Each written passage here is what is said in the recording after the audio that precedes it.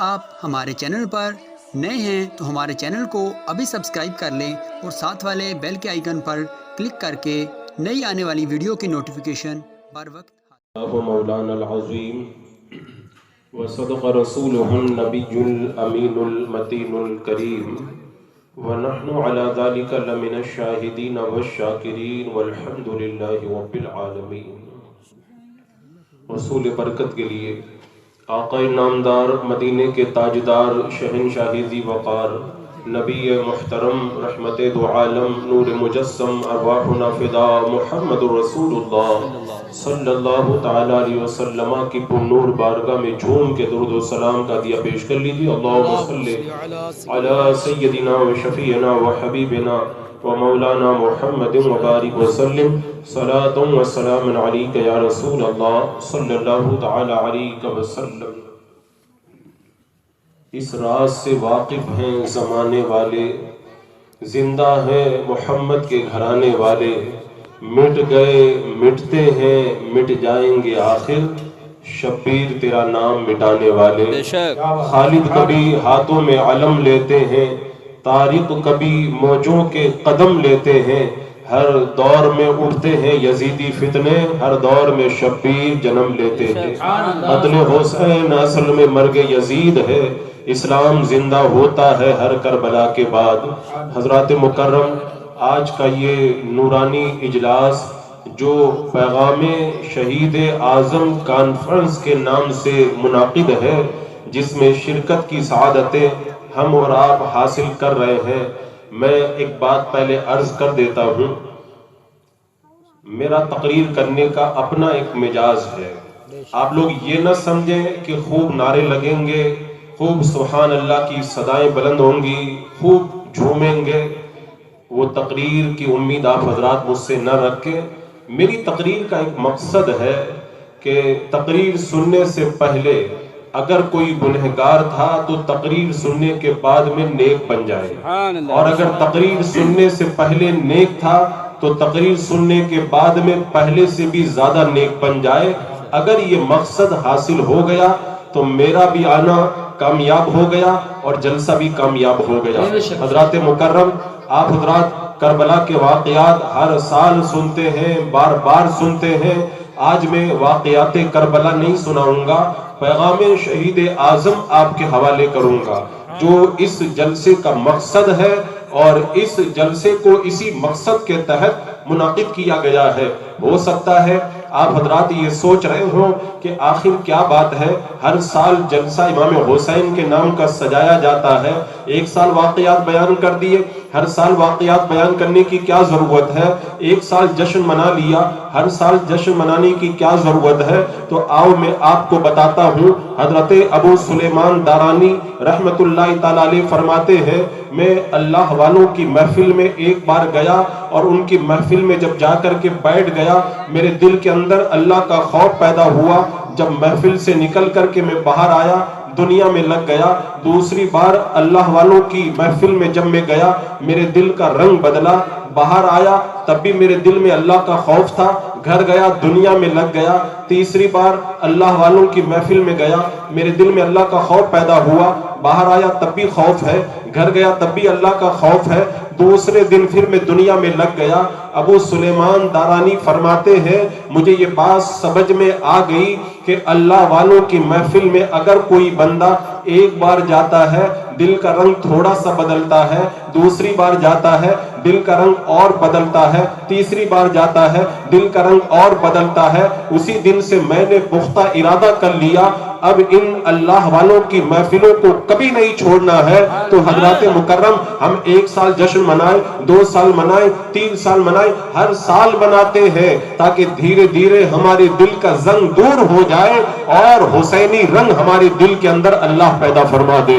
حضرات مکرم، اس لیے بار بار محفلیں سجائی جاتی۔ علامہ شرف الدین یحییٰ منیری رحمت اللہ تعالی علیہ فرماتے ہیں، اگر کوئی چیونٹی ہندوستان سے چل کر کے مکہ المکرمہ یا مدینہ منورہ جانا چاہے تو مکہ مدینہ نہیں جا سکتی، راستے میں دریا ہے، راستے میں پہاڑیاں ہیں، راستے میں खाइयां हैं। अगर हिंदुस्तान से कोई चींटी चल करके मक्का और मदीना जाना चाहेगी, रास्ते में हिलाक हो जाएगी। अगर चींटी की ये तमन्ना है मैं मक्कतुल मुकर्रमा पहुंच जाऊं, मदीना मुनव्वरा चली जाऊं, तो एक ही रास्ता है, किसी कबूतर के कदमों से चिपक जाए। कबूतर जब परवाज करेगा और मक्कतुल मुकर्रमा और मदीना मुनव्वरा में पहुंचेगा, तो उस कबूतर के कदमों से चिपकने के सदके में उस चींटी को भी मक्का मदीना की हाजिरी नसीब हो जाएगी।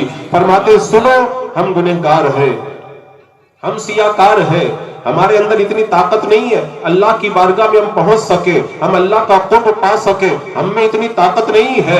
अगर हम अल्लाह की बारगाह में पहुंचना चाहें, अल्लाह का कुर्ब पाना चाहें, तो एक ही रास्ता है, अल्लाह के महबूब बंदों के कदमों से चिपक जाएं। ये अल्लाह के महबूबीन जब रूहानी तौर पर परवाज करेंगे और खुदा की बारगाह में पहुंचेंगे, तो उनके कदमों की बरकत से हम गुनहगारों को भी अल्लाह की बारगाह में पहुंचना नसीब हो जाएगा। इसीलिए हम लोग बार बार शुहदाए किराम की याद मनाते हैं, अल्लाह वालों का जिक्र करते हैं, औलियाए किराम की महफिलें सजाते। एक बात मैं और बताता हूं, उसके बाद में मैं अपने उन्वान की तरफ आऊंगा। शाह वलीउल्लाह मुहद्दिस देहलवी रहमतुल्लाह ताला अलैह फरमाते हैं कि अगर जमीन नापाक हो जाए तो नापाक जमीन को पाक करने का दो तरीका है। पहला तरीका यह है कि नापाक जमीन पर इतना पानी बहा दिया जाए कि पानी सारी नापाकी को बहा करके ले जाए, तो जमीन पाक हो जाएगी। ये पहला तरीका है। और दूसरा तरीका यह है, उस नापाकी के ऊपर सूरज की गर्मी इतनी ज्यादा पड़े कि सूरज की गर्मी की वजह से सारी नापाकी जल करके खत्म हो जाए, तो जमीन पाक हो जाएगी। शाह वलीउल्लाह मुहद्दिस देहलवी फरमाते हैं, जिस तरह नापाक जमीन को पाक करने का दो तरीका है, ऐसे ही दिल अगर मैला हो जाए, दिल अगर गंदा हो जाए, तो दिल को पाक करने का भी दो तरीका है। पहला तरीका यह है, अल्लाह का जिक्र इतना करो कि अल्लाह के जिक्र की गर्मी की वजह से दिल का सारा जंग धुल जाए और दिल सुथरा हो जाए। ये रास्ता थोड़ा मुश्किल है। फरमाते दूसरा रास्ता यह है, अल्लाह वालों की महफिल में चले जाओ, अल्लाह का वली नजरे करम करेगा, एक पल में दिल का सारा जंग दूर हो जाएगा और दिल के अंदर रौनक पैदा हो जाएगी और दिल बिल्कुल पाक साफ हो जाएगा। हजरात मुकर्रम, इसीलिए हम लोग बार बार शुहदा की याद मनाते हैं, अल्लाह वालों की महफिलें सजाते हैं। हजरात मुकर्रम, आज की महफिल का उन्वान है पैगाम शहीद आजम। तवज्जो है आप हजरात की? मैंने बताया मैं तकरीर नारे लगवाने के लिए नहीं करूंगा, मैं तकरीर इसलिए करूंगा ताकि आपकी जिंदगी में तब्दीली आए। मैं आपके दिल के तारों को थोड़ा सा हिलाऊंगा ताकि आप यहां से उठ करके जब घर पे जाए तो जा करके सोचे, अल्लाह ने हमको क्यों पैदा किया था और हम क्या कर रहे हैं, हमारी जिंदगी कैसे गुजर रही है। शहीद आजम कॉन्फ्रेंस का पैगाम मैं आपको बताऊं, करबला की सरजमीन को याद करो। करबला के मैदान के अंदर मुहर्रमुल हराम की 9 तारीख है, असर की नमाज हो चुकी है। इमाम हुसैन असर की नमाज पढ़ने के बाद में अपने खेमे के सहारे तलवार पर टेक लगा करके बैठ गए हैं, आंख लग गई है। ख्वाब में मेरे आका तशरीफ लाते हैं, इरशाद फरमाते हैं, हुसैन अनकरीब तुम हमारे पास में आ जाओगे। तभी सैयदा ज़ैनब इमाम हुसैन के पास आती है और आ करके कहती है, ऐ मेरे भाई, उधर से बाजों की आवाजें आ रही है, ढोल की आवाजें आ रही है, मालूम करो मामला क्या है। हजरते इमाम हुसैन ने हजरते अब्बास अलंबरदार को बुलाया और कहा, मेरे भाई जाकर के मालूम करो ये ढोल बाजों की आवाज क्यों आ रही है।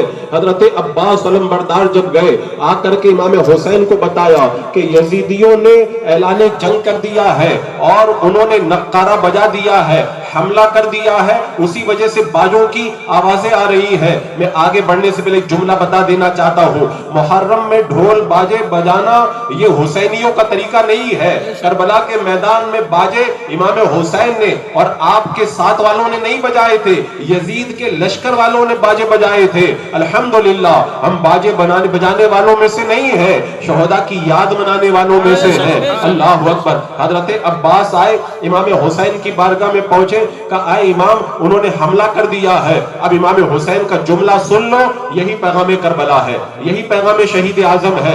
इमाम हुसैन ने फरमाया, और इब्ने साद से जाकर के कह दो, मैं हुसैन नमाजों से प्यार करता हूं, मैं हुसैन रोजों से پیار کرتا ہوں, میں تلاوتوں سے پیار کرتا ہوں, میں ذکر سے پیار کرتا ہوں, ایک رات کی اور مہلت دے دو تاکہ آج رات میں دل کھول کر کے ہم اللہ کی عبادت کر لیں. کل کے دن جنگ کی جائے گی. حضرت امام حسین کی خبر لے کر کے حضرت عباس علمبردار ابن سعد کے پاس میں گئے. امام حسین کہتے ہیں ایک رات عبادت کرنے کی مہلت اور دے دی جائے, کل جنگ کی جائے گی. تو ابن سعد کے ساتھ میں جو یزیدی تھے وہ کہنے لگے, اے ابن سعد, اگر کافر بھی ہم سے مہلت مانگے تو کافر کو بھی مہلت دی جاتی ہے, یہ تو نبی کے نواسے ہیں, ان کو تو مہلت دے دی جائے.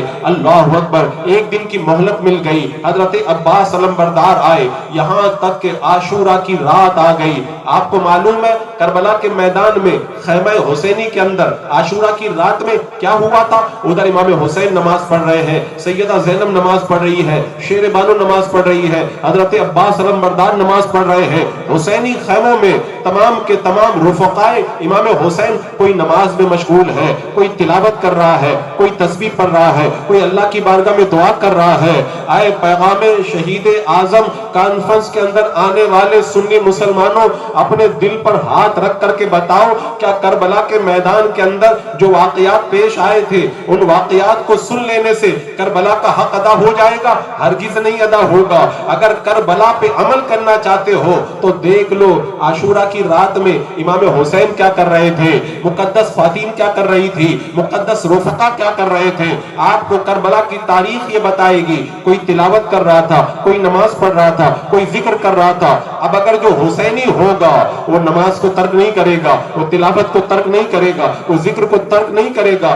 آج میں اپنے نوجوانوں کو دیکھ رہا ہوں, ہمارا نوجوان امام حسین کے نام کا نعرہ تو خوب لگاتا ہے, سبیلے بھی بناتا ہے, کھچڑا بھی بناتا ہے, ان کے نام کی نیازیں بھی کرواتا ہے. بنانا چاہیے, سبیل بھی بنانا چاہیے, شربت بھی بنانا چاہیے, کھچڑا بھی بنانا چاہیے, لیکن کربلا شربت بنانے کا نام نہیں ہے, کربلا کھچڑا بنانے کا نام نہیں ہے, کربلا صرف محفل سجانے کا نام نہیں ہے, کربلا صرف نعرہ لگانے کا نام نہیں ہے. کربلا نام ہے امام حسین کے کردار پہ عمل کرنے کا.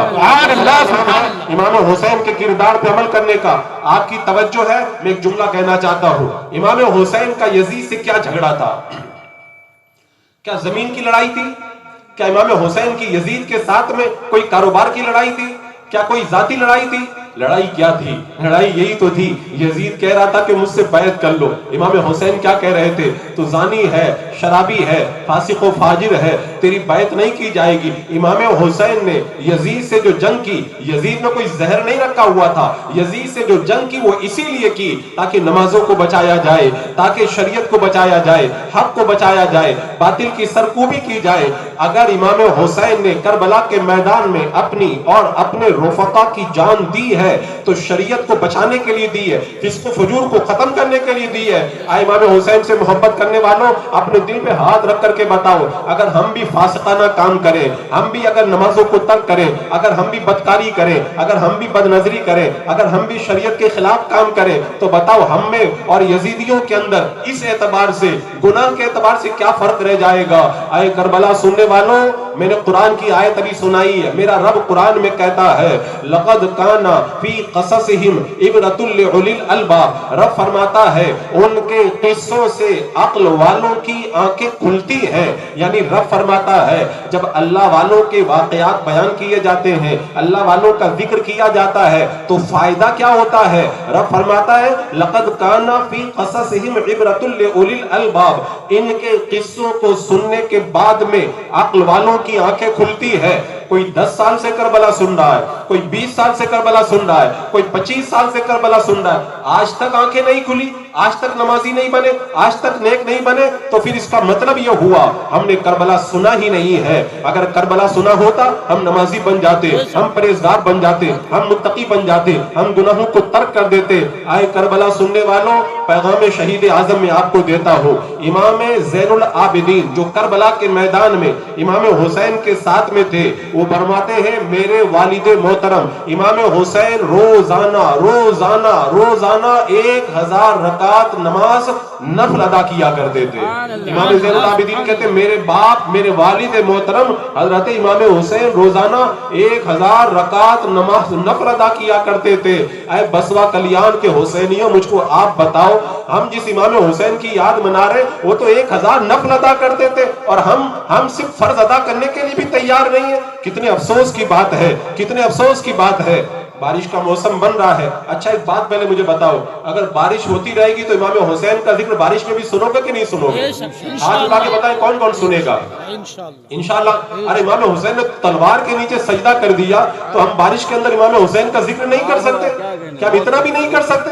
ارے یہ تو پانی برس رہا ہے, ہمیں تو آگ کا دریا پار کر کے بھی ان کی محبتوں کا ثبوت دینا چاہیے. حضرات مکرم, آج ہم لوگ امام حسین کے کردار پہ عمل نہیں کر رہے, ہماری بہت بڑی کمزوری ہے. کربلا کا پیغام کیا تھا؟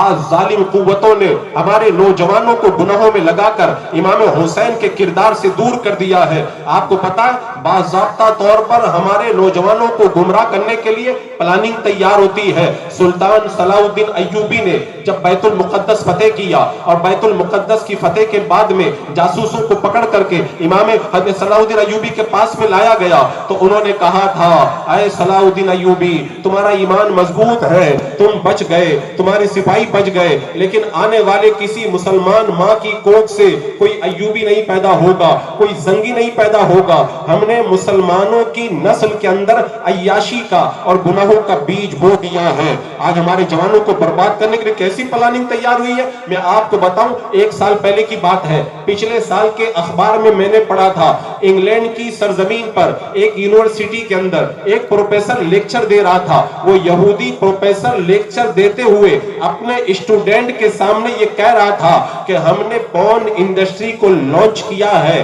تاکہ مسلمان جوانوں کی جوانی کو تباہ و برباد کیا جا سکے. آپ پورن انڈسٹری جانتے ہو؟ پورن انڈسٹری کا مطلب ہے گندی فلمیں, گندے ناول, گندے گانے, گندی ویب سائٹیں, گندے کپڑے, گندے قسم کی جو ہے وہ کھلونے اور گندے قسم کی کہانیاں, یہ سب پورن انڈسٹری ہے. وہ یہودی پروفیسر اپنی کالج کے اندر اسٹوڈنٹ کو لیکچر دیتے ہوئے کہہ رہا ہے ہم نے انٹرنیٹ پر گندگیوں کو لانچ کیا ہے تاکہ مسلمان جوانوں کو تباہ و برباد کیا جا سکے. اپنے دل پہ ہاتھ رکھ کر کے بتاؤ کیا ان کے لانچ کی ہوئی گندگی کے اندر ہمارا نوجوان برباد نہیں ہو رہا ہے؟ امام حسین کا کردار آپ کو کربلا کے میدان میں معلوم نہیں ہے؟ امام حسین کربلا میں آئے کیوں تھے؟ فسق و فجور کے خلاف آئے تھے, اور گندگی دیکھنا یہ بھی فسق و فجور ہے. آئے میرے نوجوانوں, آپ کو شاید معلوم نہیں ہوگا, میں آپ کو بتاتا ہوں, امام حسین نے اپنی جان دے دی فاسق کے خلاف. امام حسین نے اپنے خاندان کو قربان کر دیا فاجر کے خلاف. کیوں؟ اس لیے کہ جب فسق و فجور ہوتا ہے تو اللہ ناراض ہوتا ہے. حضرت عبداللہ بن حنظلہ رضی اللہ تعالی عنہ کہتے ہیں ہم نے یزید کے خلاف اس وقت جھنڈا اٹھایا جب ہم کو یہ لگنے لگا کہ یزید کے فسق و فجور کی وجہ سے ہمارے اوپر آسمان سے پتھروں کی بارش ہو جائے گی. یعنی صحابی رسول نے بتا دیا اگر گناہ زیادہ ہو جاتے ہیں تو اللہ کا عذاب اترتا ہے. آج ہم پر عذاب اتر رہے نا. ہمارا کردار تو دیکھو, جب میں کہتا ہوں الہی میرا احوال دیکھ, حکم ہوتا ہے بندے پہلے اپنا نامہ اعمال دیکھ. ہمارا حال کیا ہو چکا ہے؟ جب رات آدھی سے زیادہ گزر جاتی ہے تو اللہ کی رحمتیں آسمان دنیا پر تجلی کرتی ہیں. اے میرے بندے, تجھے روزی چاہیے روزی مانگ لے, تندرستی چاہیے تندرستی مانگ لے, صحت چاہیے صحت مانگ لے. جب رات کو اللہ کی رحمتیں آواز دیتی ہے تو ہمارا نوجوان یوٹیوب پہ لگا ہوتا ہے, انسٹاگرام پہ لگا ہوتا ہے, فیس بک پہ لگا ہوتا ہے, وہ گندگی پہ لگا ہوتا ہے. حضرات مکرم, پھر صبح کے وقت میں وہ نوجوان اٹھ کے کہتا ہے ہمارے حالات کیوں نہیں اچھے ہوتے, فلسطینیوں پہ ظلم بند کیوں نہیں ہوتا. میں کہتا ہوں جب دعا قبول ہونے کا وقت تھا تو گندگی موبائل میں دیکھ رہا تھا, اور صبح میں اٹھ کر کے کہتا ہے ہمارے حالات کیوں نہیں اچھے ہوتے. میں آپ کو ایک حدیث پاک بتاتا ہوں. اللہ رب قدیر ارشاد فرماتا ہے اے آدم کے بیٹے, جن چیزوں کو میں نے حرام کیا ہے مت دیکھنا, کیونکہ تو جب قبر میں جائے گا اور کیڑے کھانے کی شروعات کریں گے تو سب سے پہلے کیڑے کھانے کی شروعات تیری آنکھ سے کریں گے. کہاں سے کریں گے؟ آنکھ سے کریں گے. आप लोगों ने पता नहीं देखा है कि नहीं देखा है। आओ मैं बंबई के बारे में बताता हूँ, यहाँ के बारे में मुझे मालूम नहीं। बंबई के अंदर तरीका ये है कि जब किसी को कब्र के अंदर दफन किया जाता है तो 2 साल या 3 साल के बाद में उस कब्र को दोबारा खोला जाता है और उसी कब्र के अंदर किसी दूसरे मुर्दे को लिटाया जाता है, क्योंकि वहां पर जगह कम है। इसलिए एक एक कब्र के अंदर कई कई मुर्दों को 2-3 साल के बाद में दफन किया जाता है। आओ मैं आपको बताता हूँ, एक बार मैं एक जनाजे की नमाज पढ़ाने के लिए गया। जब जनाजे की नमाज पढ़ाने के लिए गया और जैसे ही कब्र तैयार हो गई, एक आदमी ने मेरे कान में आकर के कहा कि आज जिसके जनाजे की नमाज आप पढ़ाने के लिए आए हैं, 2 साल पहले इसकी बहन को इसी कब्र के अंदर रखा गया था। आज उस कब्र को खोला गया है और उसी कब्र के अंदर आज उसके भाई को रखा जाएगा। हजरत मुकर्रम अपने सीने पे हाथ रख करके आप गौर से सुनना, जब मैंने कब्र में झांक करके देखा तो 2 साल पहले उस भाई की बहन को जिस कब्र में दफन किया था हम लोगों ने, जब मैंने कब्र में झांक करके देखा तो कब्र के अंदर सिर्फ 2 घुटने की हड्डियां थी और एक सर की हड्डी थी और कुछ भी नहीं बच गया था। बताओ, बंदा इतना फख्र करता है, इतना तकब्बुर करता है, अपने मौला को नाराज करता है, लेकिन जब कब्र में जाता है कुछ नहीं बचता है। इसीलिए अल्लाह ने इरशाद फरमाया, आए आदम के बेटे, जिस चीज को मैंने हराम किया है मत देखना। तू जब कब्र में जाएगा और कीड़े खाने की शुरुआत करेंगे तो सबसे पहले तेरी आंख ही से खाने की शुरुआत करेंगे। हजरत मुकर्रम, वो कैसा लम्हा होगा, बंदा कभी तसव्वुर तो करे। आज हमारा नौजवान गुनाहों के अंदर इतना मगन है, उसे कुछ पता ही नहीं कि क्या हो रहा है। सबसे ज्यादा गुनाह आज जो हो रहे हैं वो मोबाइल के जरिए हो रहे हैं। इमाम हुसैन का पैगाम मैं आपको बताऊं, शहीद आजम का पैगाम मैं बताऊं। इमाम हुसैन को कल 10 तारीख को शहीद होना है। आज की रात में इबादत कर रहे, क्यों इबादत कर रहे? इमाम हुसैन करबला के मैदान से ये दर्स दे रहे हैं कि चाहे मौत का वक्त आ जाए, अल्लाह की इबादत से बंदे को मुंह नहीं मोड़ना चाहिए। हजरत अनस रज़ी अल्लाह ताला अन्हो ने फरमाया था कि 2 दिनों को हमेशा याद रखना और 2 रातों को भी हमेशा याद रखना। पैगाम शहीद आजम में इस रिवायत के अंदर समेट रहा हूँ, आप तवज्जो से सुनेंगे, इस एक रिवायत को अपने दिमाग में बिठा लेंगे, इंशाअल्लाह जलसा कामयाब हो जाएगा। हजरत अनस कहते, 2 दिनों को कभी मत भूलना और 2 रातों को भी कभी मत भूलना। वो 2 दिन कौन से दिन है? फरमाते, पहला दिन वो दिन है जब हजरत मलकुल मौत तेरी रूह कब्ज करने के लिए आएंगे। हजरत मुकर्रम, हजरत मलकुल मौत मेरी भी रूह कब्ज करने आएंगे, आपकी भी रूह कब्ज करने आएंगे। आज हम जलसे में हैं, कल हम कब्र में होंगे। आज हम घर में हैं, कल हम कब्र में होंगे। हमारा नौजवान मालूम है क्या समझता है? हजरत मलकुल मौत आएंगे और रूह कब्ज करेंगे और रूह कब्ज करके चले जाएंगे। कहना बहुत आसान है, मैं आपको बताऊं, हदीस पाक में आता है, अगर 1000 तलवारें एक साथ में किसी मुर्दे पर चलाई जाए तो इतनी तकलीफ नहीं होती है जितनी रूह निकलते वक्त में बंदे को तकलीफ हुआ करती है। हजरत अम्र बिन आस रज़ी अल्लाह ताला अन्हु कहते हैं कि कोई होशियार बंदा मिल जाए तो मैं पूछूं कि बताओ मौत के वक्त में कैसा लगता है। हजरत अम्र बिन आस के इंतकाल का वक्त आया, उनके बेटे सिराने आकर के खड़े हो गए, कहा अब्बा जान आप ही बता दे मौत के वक्त कैसा लगता है। हजरत अम्र बिन आस ने कहा बेटा मैं क्या बताऊं, ऐसा लग रहा है जैसे आसमान मेरे सर पे टूट पड़ा है और सुई के नाके के बराबर जगह है और उसी नाके के बराबर जगह से मैं सांस ले रहा हूँ। जब बंदे की मौत का वक्त आता है, हजरत मलकुल मौत उतरते हैं, आसमान से एक सीढ़ी उतरती है, उसी पर हजरत मलकुल मौत बैठ जाते हैं। हजरत मलकुल मौत के साथ में कुछ फरिश्ते होते हैं, वो मरने वाले बंदे को चारों तरफ से घेर लेते हैं और जब रूह कब्ज करने का वक्त आता है, आप लोगों ने बकरा देखा होगा, मुर्गा देखा होगा, बकरा और मुर्गा जब ज़िबा किया जाता है तड़पते हैं। हदीस पाक में आता है अगर मौत के वक्त में मरने वाले बंदे को फरिश्ते बांध कर न रखे तो बंदा भी तड़पता फिरे, वो इतनी तकलीफ का वक्त होता है। अब जब रूह निकाली जाती है तो पांव के नाखून से रूह खींची जाती है, खींच करके जब हलक तक लाते हैं, रूह जब हलक में आ जाती है तौबा का दरवाजा बंद हो जाता है। रूह जब हलक में आ जाती है ईमान लाने का दरवाजा बंद हो जाता है। हजरत मुकर्रम जब तक रूह हलक में ना आए उस वक्त तक तौबा का दरवाजा खुला है। हज़रात मुकर्रम, उससे पहले पहले बंदा अगर तौबा कर ले अल्लाह तौबा कबूल फरमा लेता है, लेकिन जब रूह हलक में आ गई उसके बाद में तौबा का दरवाजा फिर नहीं खोला जाता है। और आपने देखा होगा मरने वाला बंदा कभी उसके माथे पे पसीना आ जाए, समझ जाओ अल्लाह की रहमत की निशानी है। अगर मरने वाले की आंखों में आंसू आ जाए, समझ जाओ अल्लाह की रहमत की निशानी है। अगर मरने वाले के नाक के नतने फैल जाए, ये अल्लाह की रहमत की निशानी है। क्योंकि जब बंदे की रूह हलक में आ जाती है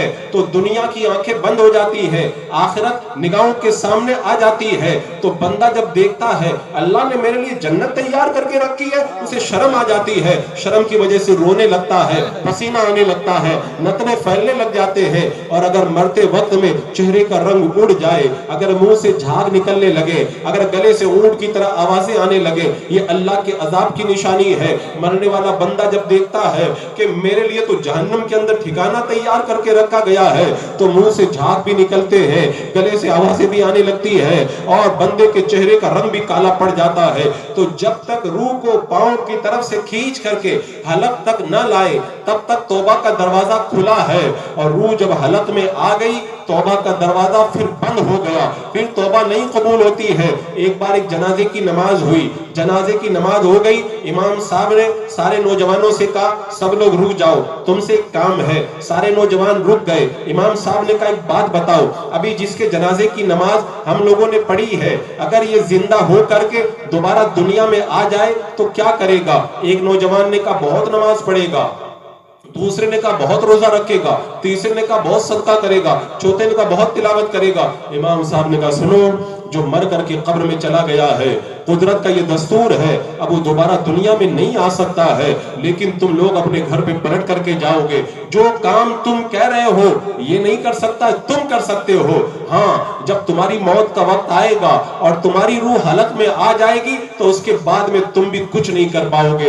हज़रात मुकर्रम, जब तक रूह हलक में ना आए आप अल्लाह को राजी कर सकते हो, लेकिन जब रूह हलक में आ गई तो फिर अल्लाह को राजी बंदा नहीं कर पाएगा। इमाम हुसैन ने करबला के मैदान में रूह हलक में आने तक अपने मौला की तस्बीह बयान की है और तलवार के नीचे सजदा करके बता दिया है, अगर तुम करबला सुनते हो और करबला की यादें मनाते हो तो करबला के अंदर तलवार के नीचे मेरे सजदे को याद रखना, मैंने आखिरी वक्त तक अपने मौला की पाकी बयान की है। अगर तुम हुसैनी हो तो आखिरी दम तक अपने मौला की पाकी बयान करते रहना। एक बार बगदाद शरीफ के बाजार के अंदर हजरत बैलोल दाना मजजूब बैठे हुए रो रहे थे। एक मन चला के पूछता है बाबा जी क्या कर रहे हो? कहा मैं अल्लाह और बंदों के दरमियान सुलह करवा रहा हूँ। कहा सुलह हुई कि नहीं हुई? कहा सुलह नहीं हुई। कहा क्यों नहीं हुई? कहा अल्लाह तो राजी होता लेकिन बंदा नहीं राजी होता।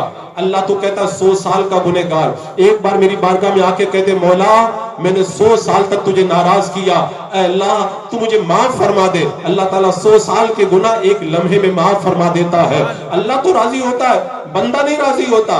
बंदा तकरीर सुनता है फिर भी नहीं सुधरता है, बंदा कुरान पढ़ता है तब भी नहीं सुधरता है, बंदे को नसीहत की जाए तब भी नहीं सुधरता है। कहो नमाज पढ़ो, हजरत कल से शुरू करूंगा। कहा तुम रोजा रखो, कहा अगले साल से रखूंगा। हजरत बहलोल दाना कहते हैं मैं अल्लाह और बंदों में सुलह करवा रहा था, अल्लाह तो राजी होता है लेकिन बंदा नहीं राजी होता। दूसरे दिन हजरत बहलोल दाना बगदाद के कब्रिस्तान में बैठे हुए थे, रो रहे थे। वही आदमी आके पूछता बाबा जी आज क्या कर रहे हो? कहा अल्लाह और बंदों में सुलह करवा रहा हूँ। कहा सुलह हो गई? कहा सुलह नहीं हुई। कहा क्यों नहीं हुई? आज क्या हो गया है? कहा आज बंदा राजी हो रहा लेकिन अल्लाह नहीं राजी होता है। जब तक दुनिया में हो बंदा नहीं राजी होता, लेकिन मरने के बाद बंदा कहता है अल्लाह मैं मान गया, रब्बिरजिऊन, अल्लाह मुझे दोबारा दुनिया में भेज दे, लअल्ली आमलु सालिहन फीमा तरक्तु कल्ला, ताकि दुनिया में जाकर के मैं नेक काम करूं। इन्नहा कलिमतुन हुवा काइलुहा, मरने के बाद बंदा ये बात कहेगा लेकिन उससे कहा जाएगा अब मोहलत खत्म हो गई है। हजरत बहलोल दाना कहते आज अल्लाह नहीं राजी होता, बंदा राजी होने के लिए तैयार है। आए बसवा कल्याण के अंदर इमाम हुसैन का नाम सुनकर उनका पैगाम लेने के लिए आने वाले अपने दिल के अंदर ये पैगाम लेकर के जाओ, पता नहीं आज रात ही में रूह हलक में आ जाए, कल आ जाए, परसों आ जाए, कोई ठिकाना नहीं है।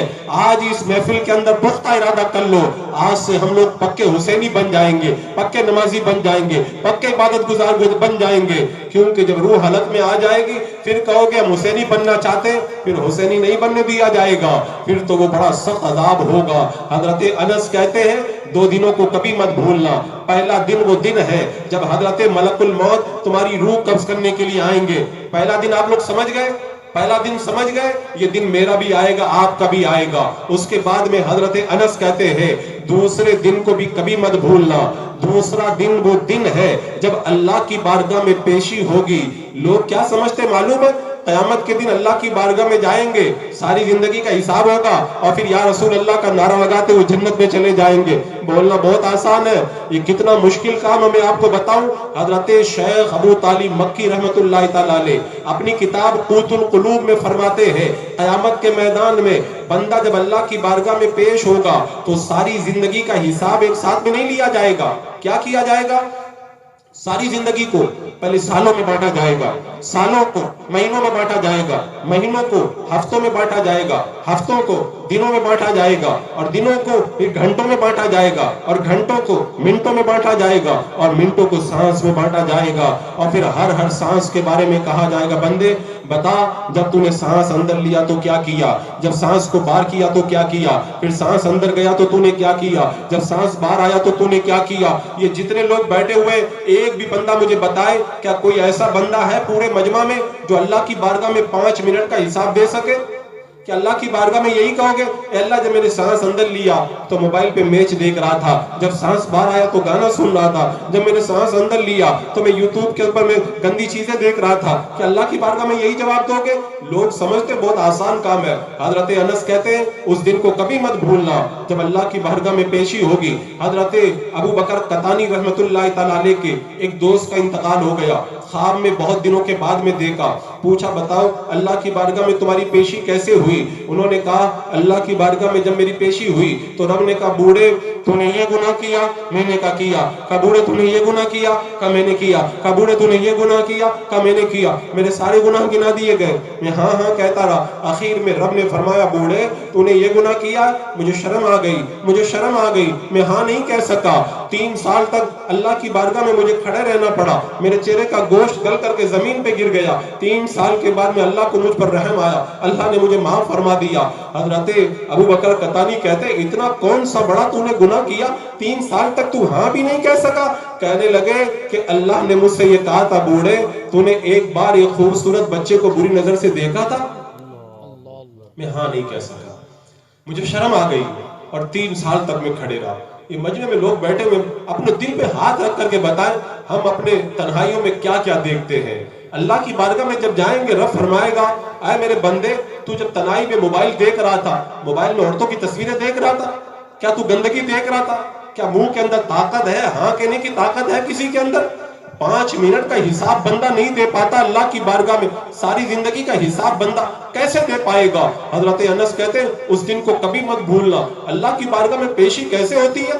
ابھی وقت نہیں ہے میں ورنہ بہت ساری روایتیں بتاتا. ایک روایت اور بتاتا ہوں. حضرت عیسیٰ علیہ السلام ایک قبر کے پاس سے گزر رہے تھے، قبر میں عذاب ہو رہا تھا. پوچھا تیرے پر عذاب کیوں ہو رہا ہے؟ تو اس نے کہا میں قلی تھا، لوگوں کا سامان سر پہ رکھتا تھا، گھر میں پہنچاتا تھا. ایک بار ایک آدمی نے لکڑیوں کا گٹر دیا، میں سر پہ رکھ کر کے گھر پہ پہنچانے جا رہا تھا، میرے دانت میں کچھ پھنس گیا تھا، میں نے لکڑیوں میں سے ایک تنکا توڑ لیا اور تنکا توڑ کر کے اپنے دانت کا خلال کر لیا. آج مجھے مرے ہوئے 40 سال ہو گئے، روزانہ مجھ سے یہی پوچھا جاتا بتا تو نے بغیر پوچھے تنکا کیوں توڑا تھا؟ ایک تنکے کا حساب اتنا سخت ہے تو موبائل میں جو گندگی دیکھتے ہو اس کا حساب کتنا سخت ہوگا. پھر کہتا ہوں امام حسین کا دامن نہیں چھوڑیں گے، ہم حسینی ہیں. حسینیوں کا کردار میں آپ کو بتاؤں، کربلا والوں کا میں کردار بتاؤں. اللہ اکبر کبیرہ، کربلا والوں نے کبھی اپنا سر کسی غیر محرم کے سامنے نہیں کھولا. مقدس خواتین، یہ کربلا والوں کا کردار ہے. آپ کو میں یاد دلاتا ہوں جب کوفہ سے دمشق کی طرف ان مقدس قیدیوں کو لے جایا جانے لگا تو وہاں پر ایک صحابی حضرت سہل بن سعد تھے. انہوں نے دیکھا کہ ایک خاتون پہ نظر پڑی. حضرت سہل بن سعد کے آنکھوں میں آنسو آ گئے تو خاتون نے پوچھا تم کیوں رو رہے ہو؟ کہا میں سکینہ ہوں، امام حسین کی بیٹی ہوں. کہا کہ تم رو کیوں رہے ہو؟ کہا میں اس لیے رو رہا ہوں کہ امام حسین کا سر نیزے پر ہے. تو حضرت سکینہ نے معلوم ہے کیا کہا تھا؟ تمہیں اگر کچھ کرنا ہے تو ایک کام کر دو، یہ شہداء کے جو سر ہے ہمارے قریب میں رکھے ہوئے ہیں، لوگوں کی نظر ہمارے اوپر پڑ رہی نہیں ہے. کچھ اگر کر سکتے ہو تو ان شہیدوں کے سروں کو آگے کرا دو تاکہ غیر محرم کی نظر ہمارے اوپر نہ پڑے. یہ ہے کربلا والے، قیدی ہیں، بھوکے ہیں، پیاسے ہیں، مظلوم ہیں، لیکن اپنی حیا کا خیال رکھ رہے ہیں. آج ہمارا حال دیکھیں. میں ایک حدیث پاک سنانے جا رہا ہوں.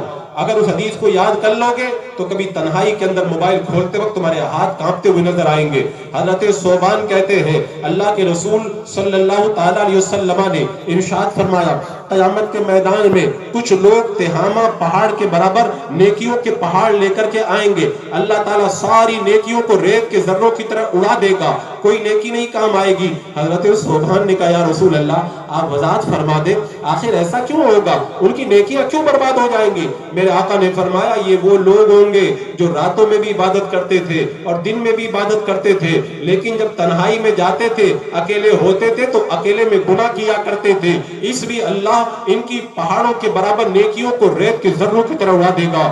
آپ نماز بھی پڑھتے ہیں، روزہ بھی رکھتے ہیں، حج بھی کرتے، زکات بھی دیتے، تلاوت بھی کرتے، لیکن اگر اکیلے میں موبائل میں گندگی دیکھتے قیامت کے میدان میں نیکیوں کے پہاڑ لے کر کے جاؤ گے اللہ ساری نیکیوں کو ریت کے ذرے کی طرح اڑا دے گا. حضرات مکرم آج وقت ہے، آج اپنے آپ کی اصلاح کر لو. اللہ کی بارگاہ میں پیشی بہت مشکل ہے، بہت مشکل ہے. آسان نہ سمجھو یہ کتنا مشکل مسئلہ ہے. میں آپ کو بتاؤں اچھا کچھ نوجوان مجھ سے آ کر کے کہتے ہیں حضرت ہم لوگ توبہ کرتے ہیں لیکن توبہ ٹوٹ جاتی ہے، ہم نیک بننا چاہتے ہیں پھر گناہ میں پڑ جاتے ہیں، موبائل کھولتے ہیں ہم بچ نہیں پاتے. بچنے کا طریقہ کیا ہے، ہم کیسے بچیں؟ آؤ میں آپ کو بتاتا ہوں. حضرت ابراہیم بن ادہم رضی اللہ تعالیٰ عنہ کی بارگاہ میں ایک نوجوان آیا، آ کر کے کہنے لگا حضرت میں گناہوں سے توبہ کرتا ہوں لیکن جب باہر جاتا ہوں غیر پہ نظر پڑتی ہے تو پھر میں گناہ میں لگ جاتا ہوں، میں کیا کروں، میری توبہ بار بار ٹوٹ جاتی ہے. ابراہیم بن ادہم نے کہا ایک بات بتاؤ تم گناہ سے پرہیز نہیں کر سکتے؟ کہا نہیں کر سکتا. کہا اچھا جب تم کو گناہ کرنا ہو تو اللہ کی روزی مت کھایا کرو. کہا یہ کیسے ہو سکتا ہے، میں اللہ کی روزی نہیں کھاؤں گا تو کیا کھاؤں گا؟ کہا اچھا تم اللہ کی روزی کھانا ہی چاہتے ہو اور اگر تمہیں گناہ تم سے نہیں چھوٹتا تو ایک کام کرو جب گناہ کرنا ہو تو اللہ کی زمین سے نکل جایا کرو. کہا ساری زمین تو اللہ کی، میں کہاں نکل کر کے جاؤں؟ کہا یہ بھی نہیں کر سکتے تو ایک کام کرو جب تم کو گناہ کرنا ہو تو اللہ سے چھپ کر کے گناہ کیا کرو. کہا اللہ سے کون چھپ سکتا ہے، اللہ سے کون چھپ سکتا ہے؟ کہا اچھا جب تم کو گناہ کرنے سے کوئی چھٹکارا نہیں ہے تو ایک کام کرو جب تمہاری موت کا وقت آئے حضرت ملک الموت آئے تو حضرت ملک الموت کو کہنا میرے گناہ زیادہ ہے ابھی میری روح مت قبض کرو. کہا ان کو کون روک سکتا ہے، لا یستقدمون ساعتوں لا یستاخرون، وہ آ جاتے ہیں تو پھر آگے پیچھے نہیں ہوتے. کہا اچھا جب قبر میں جاؤ منکر نکیر آئے تو ان کو کہنا میں تمہارے سوالوں کا جواب نہیں دیتا. کہا یہ بھی نہیں کر سکتا. کہا قیامت کے میدان میں رب فرمائے جہنم میں چلے جاؤ. کہا تم کہنا میں نہیں جاتا. کہا اللہ کے حکم کی خلاف ورزی کون کر سکتا ہے؟ ابراہیم بن ادہم نے کہا سنو تم کہتے ہو میں اپنی آنکھوں کو نہیں بچا پاتا، گناہ سے نہیں بچ پاتا، تم اللہ کی روزی نہیں چھوڑ سکتے، اللہ کے ملک سے نہیں نکل سکتے، اللہ سے چھپ نہیں سکتے، ملک الموت کو روک نہیں سکتے، منکر نکیر کو ہٹا نہیں سکتے، اللہ کے حکم سے تم اللہ کے حکم کی خلاف ورزی کر کے جہنم سے اپنے آپ کو بچا نہیں سکتے، تو کس منہ سے کہتے ہو مجھ سے گناہ نہیں چھوٹتا؟ تم کس منہ سے کہتے ہو؟ وہ نوجوان کہنے لگا حضرت بات میری سمجھ میں آ گئی، آج کے بعد میں کبھی گناہ نہیں کروں گا. اچھا نوجوان کہتے ہیں کہ ہم نیک بننا چاہتے ہیں لیکن نیک بن ہی نہیں پاتے. میں نے ابھی پچھلے دنوں ایک تقریر کی ہے، اس تقریر کا نام ہی ہے نیک کیسے بنے. یوٹیوب پر جا کر کے آپ سن لیں، اس سے آپ کو نیک بننے کا ایک طریقہ انشاءاللہ معلوم ہو جائے گا. میں مختصراً بتاتا ہوں.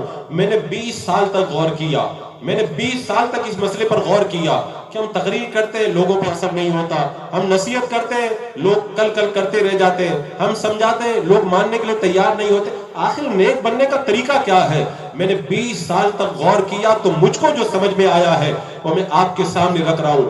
20 سال تک غور کرنے کے بعد میں یہ سمجھا ہوں کہ نیک کوئی تقریر سے نہیں بنتا ہے، نیک کوئی جلسے سے نہیں بنتا. جلسے سے 2 بندے سدھریں گے، 4 سدھریں گے، لیکن اگر انقلاب لانا ہے، نیک بننا ہے تو ایک ہی راستہ ہے اور وہ راستہ ہے تفکر یعنی سوچنا، غور کرنا. میں دنیا میں کیوں آیا ہوں، اللہ نے مجھے دنیا میں کیوں بھیجا ہے، اور یہ بات معلوم ہے میں کیوں کہہ رہا ہوں، یہ بات میں کیوں کہہ رہا ہوں. میں نے اللہ والوں کی زندگی کو پڑھا، جتنے اللہ کے ولی میں نے دیکھا ان میں سے بہت سارے ولی نیک بنے تو غور و فکر کے ذریعے نیک بنے. آؤ میں آپ کو بتاتا ہوں. حضرت ابراہیم بن ادہم رضی اللہ تعالیٰ عنہ اپنے دربار میں بیٹھے ہوئے ہیں. ایک آدمی آتا ہے، کبھی دائیں دیکھتا ہے، کبھی بائیں دیکھتا ہے، کبھی آگے دیکھتا ہے، کبھی پیچھے دیکھتا ہے. حضرت ابراہیم بن ادہم بلخ کے بادشاہ ہیں. کہتے کیا کیا چاہیے تیرے کو؟ وہ کہنے لگا کہ میں مسافر آدمی ہوں، رکنے کے لیے جگہ تلاش کر رہا ہوں۔ کہا تیرا دماغ خراب ہے؟ یہ مسافر خانہ ہے، یہ تو بادشاہ کا محل ہے۔ مسافر کہنے لگا ایک بات بتاؤ، آپ سے پہلے کون رہتا تھا؟ کہا میرا باپ رہتا تھا۔ کہا اس سے پہلے؟ کہا میرا دادا۔ کہا آپ کے بعد کون رہے گا؟ کہا میرا بیٹا رہے گا۔ کہا ان کے بعد میں کون رہے گا؟ کہا میرا پوتا رہے گا۔ کہا اے بادشاہ، مسافر خانہ اسی کو تو کہتے ہیں، ایک جائے تو دوسرا آئے، دوسرا جائے تو تیسرا آئے، تیسرا جائے تو چوتھا آئے۔ ابراہیم بن ادھم کے دل پر چوٹ پڑ گئی، چوٹ پڑ گئی۔ اٹھ کر کے گئے اور جا کر کے رات کو جب بستر پہ سوئے ہیں تو رات بھر غور کر رہے، میں مسافر خانے میں ہوں، میں مسافر خانے میں ہوں۔ تبھی دیکھا کہ چھت پر کھٹ پٹ کی آواز آ رہی ہے۔ سپاہیوں سے کہا پکڑ کر کے لے کے آؤ۔ سپاہی پکڑ کر کے لائے۔ کہا چھت پہ کیا کر رہے تھے؟ کہا میرا اونٹ گم ہو گیا تھا، چھت پہ تلاش کر رہا تھا۔ ابراہیم بن ادھم بلخ کے بادشاہ نے کہا بادشاہوں کے محل کی چھت پر اونٹ نہیں ملا کرتے۔ تو مسافر نے کہا بادشاہ سن لو، جب بادشاہ کے محل کی چھت پر اونٹ نہیں ملتے تو ان نرم نرم بستروں پہ خدا بھی نہیں ملا کرتا ہے۔ حضرت ابراہیم بن ادھم کے دل پہ چوٹ پڑی، تقریر نہیں سنی، بس ایک لمحہ غور کیا، بادشاہی لباس اتارا، فقیر بن کر کے بادشاہی کو ٹھوکر ماری، اللہ کی راہ میں نکل گئے۔ بلخ سے نکلے ہیں، ابھی مرو نہیں پہنچے تھے، راستے ہی میں اللہ نے ان کو اپنا ولی بنا لیا ہے۔ اور جب پہنچے پل کے پاس میں، مرو کے پاس میں، ایک آدمی پل سے نیچے گر رہا تھا، اشارہ کیا ہوا میں رک جا، وہ ہوا ہی میں رک جاتا ہے۔ تو بندہ جب سوچتا ہے، جب غور کرتا ہے تب سدھرتا ہے۔ جب تک نہیں سوچو گے نا، میں کہتا ہوں 1000 تقریر سن لو کچھ نہیں ہوگا، 1,00,000 تقریر سن لو کچھ نہیں ہوگا۔ اگر کچھ ہوگا تو باہر سے کچھ نہیں ہوگا، جو ہوگا وہ اندر سے ہوگا، جو ہوگا وہ اندر سے ہوگا۔ میری تقریر سننے کے بعد جا کر کے غور کرنا، جب غور کرو گے تو زندگی بدلے گی۔ ایک حبشی ہے، میرے آقا صلی اللہ علیہ وسلم کی بارگاہ میں آئے، کہا یا رسول اللہ مجھ سے گناہ ہو گیا ہے، اگر میں توبہ کروں اللہ میری توبہ قبول فرمائے گا۔ میرے آقا نے فرمایا اگر تم توبہ کرو گے اللہ تمہاری توبہ قبول فرما لے گا۔ حبشی نے ایک سوال اور کیا کہ یا رسول اللہ ایک بات اور بتائے، کیا جب میں نے گناہ کیا تو کیا اللہ تبارک و تعالیٰ نے میرے گناہ کو دیکھ لیا؟ میرے گناہ کو دیکھ لیا؟ اللہ کے رسول علیہ السلام نے ارشاد فرمایا ہاں جب تم نے گناہ کیا تو اللہ نے تیرے گناہ کو دیکھ لیا۔ اس حبشی نے جب سنا تو رونگٹے کھڑے ہو گئے، زمین پہ گرا اور انتقال کر گیا۔ کیوں انتقال کر گیا؟ کہ اللہ توبہ تو قبول کر لے گا لیکن میں نے اللہ کی نافرمانی کی ہے، میں اللہ کو جا کے کیا منہ دکھاؤں گا؟ یہ بندہ جب سوچتا ہے تب بدلتا ہے۔ بنی اسرائیل کا ایک عابد تھا، اس نے 20 سال تک نیک کام کیے، شیطان نے بہکا دیا، 20 سال کے بعد میں گناہ میں لگ گیا، 20 سال تک گناہ کرتا رہا۔ ایک بار وہ آئینے کے سامنے جا کر کے کھڑا ہوا، داڑھی پہ نظر پڑی تو دیکھا کہ داڑھی کے اندر سفید بال ہے، وہ کانپ گیا۔ آج کل تو بچوں کے بھی بال سفید ہو جاتے ہیں، اس زمانے میں اگر کسی کے سفید بال ہوتے تھے تو اس کا مطلب یہ ہوتا تھا یہ بڑھاپا آ رہا ہے، اب موت کا وقت قریب آنے والا ہے۔ جب انہوں نے دیکھا بنی اسرائیل کے عابد نے کہ سفید بال آیا، اللہ کی بارگاہ میں کہتے مولا میں نے گناہ کیے، اگر میں تیری بارگاہ میں آ جاؤں تو کیا تو مجھے قبول کرے گا؟ غیب سے آواز آتی ہے تو نے نیک کام کیے، ہم نے تجھے اپنی بارگاہ کا مقرب بنایا، اور جب تو نے گناہ کیے ہم نے تجھے مہلت دی، آج بھی تو اگر میری بارگاہ میں آئے گا میں تجھے اپنی بارگاہ کا مقرب بنا لوں گا۔ اس یہاں سے کبھی ہم نے کنارہ نہ کیا پھر بھی تو نے دل آزردہ ہمارا نہ کیا، ہم نے تو جہنم کی بہت کی تجویز لیکن تیری رحمت نے یہ گوارا نہ کیا۔ اگر 20 سال کا گنہگار ایک بار کہہ دے مولا معاف کر دے، اللہ معاف فرما دیتا ہے۔ بتاؤ داڑھی کا ایک بال دیکھ کر بندہ سدھر سکتا ہے، داڑھی کا ایک بال دیکھ کر سدھر سکتا ہے، اور اگر غور نہیں کرے گا تو 1000 تقریریں سن لے اس پر کوئی اثر ہونے والا نہیں ہے۔ حضرت انس کہتے 2 دنوں کو کبھی مت بھولنا، پہلا دن وہ دن ہے جب حضرت ملک الموت تمہاری روح قبض کرنے آئیں گے، اور دوسرا دن وہ دن ہے جب اللہ کی بارگاہ میں تمہاری پیشی ہوگی۔ حضرات مکرم آج میں نوجوانوں کا جو معاملہ دیکھ رہا ہوں نا، کربلا والوں کی یاد بنا رہے اور سب سنتے، ہر سال سنتے امام حسین نے تلوار کے نیچے سجدہ کیا۔ ارے امام حسین نے تلوار کے نیچے سجدہ کیا تو تم مسجد کے اندر اے سی کے اندر نرم نرم قالین پہ آ کے سجدہ کیوں نہیں کرتے ہو؟ کیوں نہیں کرتے ہو؟ کیا کل قیامت کے دن امام حسین کی بارگاہ میں جاؤ گے تو منہ دکھا پاؤ گے؟ آپ مجھے خود بتائیں، اگر آپ کوئی غلط کام کر لیں، مثال کے طور پر چوری کر لیں، اور دوسرے دن جج کے سامنے تمہیں لے جایا جانا ہے تو کیا تم رات بھر کانپو گے نہیں؟ جج کو جا کر کے میں کیا منہ دکھاؤں گا؟ تو ساری زندگی وہ کام کیے جو امام حسین کو پسند نہیں ہے، کربلا کے میدان میں امام حسین کو جا کر کے کیا چہرہ دکھا پائیں گے؟ میرے امام کہیں گے میں نے تو تلوار کے نیچے بھی سجدہ کیا، تو مسجد میں بھی سجدہ کرنے کے لیے تیار نہیں ہوئے۔ آج ہماری یہ کیفیت بن چکی ہے۔ حضرات مکرم حضرت عبداللہ بن عباس رضی اللہ تعالی عنہ کی آنکھوں میں تکلیف ہوئی، ڈاکٹر نے کہا میں آنکھوں کا علاج کروں گا، कुछ नमाजें छोड़ना पड़ेगा। हजरत अब्दुल्ला बिन अब्बास ने कहा सारी जिंदगी अंधा रहना गवारा है, लेकिन एक वक्त की नमाज छोड़ना मुझे गवारा नहीं है। ये हमारे बुजुर्गों का यह तरीका है। हजरत मुकर्रम हजरत अब्दुल्ला बिन उमर रज़ी अल्लाह तआला अन्हु एक बार गुजर रहे थे एक कब्र के पास से, अचानक नीचे उतरे और 2 रकात नमाज पढ़ी और नमाज पढ़कर सवारी पे सवार हुए, आगे चले गए। गुलाम ने कहा हुजूर बात नहीं समझ में आती, आप जा रहे थे, नीचे उतरे, 2 रकात नमाज पढ़ी, आगे चले गए, क्या बात हुई? हजरत अब्दुल्ला बिन उमर ने कहा जब मैं यहाँ से जा रहा था मैंने कब्र को देखा तो मुझे याद आया बंदा मरने के बाद में कब्र में तमन्ना करता काश मुझे 2 रकात नमाज पढ़ने का मौका मिल जाए। तो मैंने अपने दिल में सोचा इसको तो मौका नहीं मिला, अल्लाह ने मुझे तो मौका अता फरमाया, मैं तो मौके का फायदा उठाऊं। तो मैं नीचे उतरा, मैंने 2 रकात नमाज अदा फरमा ली है। हजरत मुकर्रम ये होता है हुसैनियों का किरदार, ये होता है इमाम हुसैन के चाहने वालों का किरदार। बताओ कौन कौन 5 वक्त की नमाज अदा करेगा? कौन कौन पढ़ेगा 5 वक्त की नमाज? सब पढ़ेंगे इंशाअल्लाह, सब लोग पाबंदी करेंगे। अगर आप लोग नमाजी बन गए ना तो जिन्होंने जलसा कराया उनका जलसा कामयाब हो गया है। नारे लगना ये जलसे की कामयाबी नहीं है। जलसे की कामयाबी ये है कि गुनहगार आए तो नेक बन करके जाए और नेक आए तो पहले से भी ज्यादा नेक बन करके जाए, तब जलसा कामयाब होता है। आज मैं एक बात बताने जा रहा हूं, अगर उस हदीस को आपने याद कर लिया, मैं कहता हूं उस हदीस को अगर आपने याद कर लिया ना, किसी तकरीर की जरूरत ही नहीं है, बंद कमरे में भी अल्लाह से डर लगेगा।